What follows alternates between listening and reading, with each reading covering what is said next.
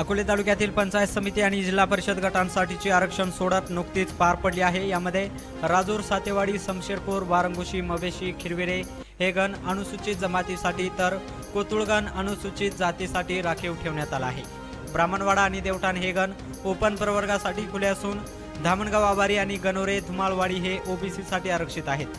जिल्हा परिषद गटांमध्ये सातेवाडी, राजूर, शमशेरपूर, कोतुळ, देवठाण आणि बोटा हे गट अनुसूचित जमातीसाठी राखीव ठेवण्यात आले आहेत, तर धामणगाव, आवारी हा गट ओपन प्रवर्गातील महिलेसाठी खुला आहे।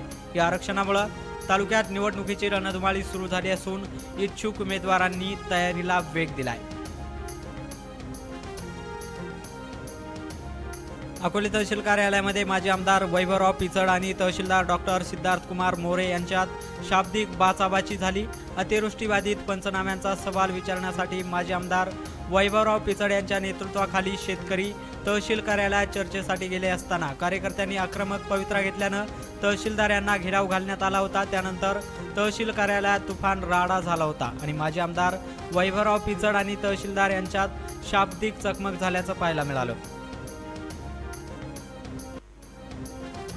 अकोले तहसील कार्यालयात झालेल्या प्रकारानंतर शेतकऱ्यांसह वैभवराव पिचड यांनी तहसीलदार सिद्धार्थ कुमार मोरे यांच्यावर विविध आरोप करत तहसील प्रशासनाचा निषेध व्यक्त केला आहे। अवैध गौण खनिज, दारूबंदी, विविध घोटाळे या तहसीलच्या मनमानी कारभारावर ताशेरे ओढत अकोलेचा आका कोण आहे, आकाच्या मागे लपून शेतकऱ्यांवर अन्याय करू नका असा मुद्दा देखील माजी आमदार वैभवराव पिचड यांनी उचलून धरला आहे। अतिवृष्टीमुळे नुकसान झालेल्या अनेक शेतकऱ्यांचे पंचनामे अजूनपर्यंत झालेले नाहीत। या मुद्द्यावरून माजी आमदार वैभवराव पिचड यांच्यासह शेतकऱ्यांनी कृषी विभागात धडक दिली। तालुका कृषी अधिकारी यांना प्रत्यक्ष पुरावे दाखवत अनेक सवाल उपस्थित करण्यात आले।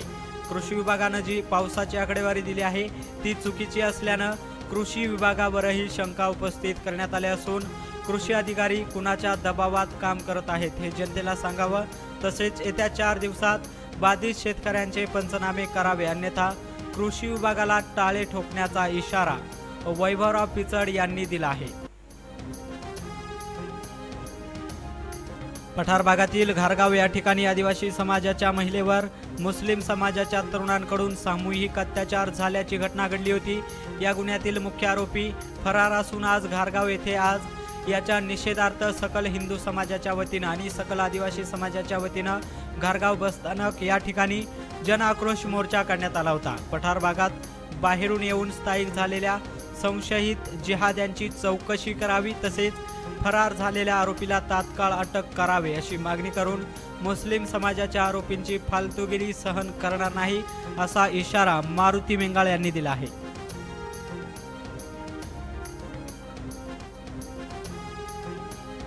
सरन्यायाधीश भूषण गवई यांच्यावर कोर्टात झालेला हल्ला ही अत्यंत दुर्दैवी आणि गंभीर घटना आहे असं मत आंबेडकरी चळवळीचे नेते विजयराव वाकचौरे यांनी व्यक्त केलं आहे। हा हल्ला केवळ सरन्यायाधीश यांच्यावर नाही तर थेट लोकशाही, संविधान आणि संपूर्ण देशावरच झालेला आहे। त्यामुळे हल्ला करणाऱ्या ॲडव्होकेट तिवारी या विकृत मानसिकतेच्या व्यक्तीवर देशद्रोहाचा गुन्हा दाखल करण्यात यावा अशी मागणी तहसीलदार सिद्धार्थ मोरे आणि पोलीस निरीक्षक मोहन बोरसे यांना आंबेडकरी चळवळीतील नेत्यांनी निवेदनातून केली आहे। रिपब्लिकन परिवार अकोले तालुक्याच्या वतीनं अकोले पोलीस ठाणे आणि तहसील कार्यालय येथे जोरदार निषेध आंदोलन करण्यात आलं। अकोले तालुक्यातील आदिवासी दुर्गम भागातील भैरवनाथ यात्रा, ज्याला वाट म्हणून संबोधलं जातं, ही वाट यात्रा रविवारी उत्साहात पार पडली। हजारो भाविक बांधवांनी गडावर उपस्थित राहून भैरवनाथाचे दर्शन घेतले। ही यात्रा परिसरातील सर्वात मोठा धार्मिक आणि सांस्कृतिक उत्सव मानला जातो। नवसाला पावणारा भैरवनाथ अशी श्रद्धा या ठिकाणी भाविकांची असल्यानं मोठी गर्दी पहाटेपासूनच सुरू झाली होती। अनेक वर्षांपासून चालत आलेली ही वाट परंपरा गावकऱ्यांनी जपली आहे। अकोले तालुक्यात गेल्या अनेक दिवसांपासून गौण खनिज उत्खनन जोरदार पद्धतीने सुरू आहे। शासनाची दिशाभूल करून अनेक स्टोन क्रेशर धारक आणि ऑस सँड प्लांट धारक सर्वसामान्यांची फसवणूक करत असल्याचं चित्र स्पष्ट झालंय। MH मराठीने अनेक दिवसांपासून सातत्याने ही भूमिका मांडली आहे। अकोले तालुक्याचे आमदार डॉक्टर किरण लहामटे यांच्या अध्यक्षतेखाली झालेल्या आमसभेमध्ये MH मराठीचे संपादक गणेश आवारी यांनी पुन्हा एकदा ही चाललेली सर्वसामान्यांची लूट याच्या संदर्भात आवाज उठवला असून आमदार लहामटे यांनी लूट करणाऱ्यांवर कारवाई करण्याचा इशारा दिला आहे।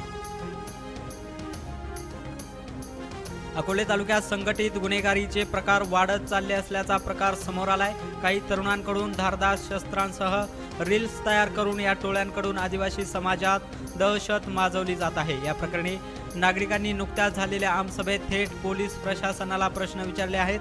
या सोशल मीडिया आधारित गुन्हेगारीवर पोलिसांनी ठोस आणि तातडीची कारवाई करावी अशा सूचना आमदार लहामटे यांनी दिल्या आहेत। तर सोशल मीडियावर दहशत पसरवणाऱ्यांवर पोलिसांची करडी नजर असल्याचं पोलीस निरीक्षक मोहन बोरसे यांनी सांगितलं आहे।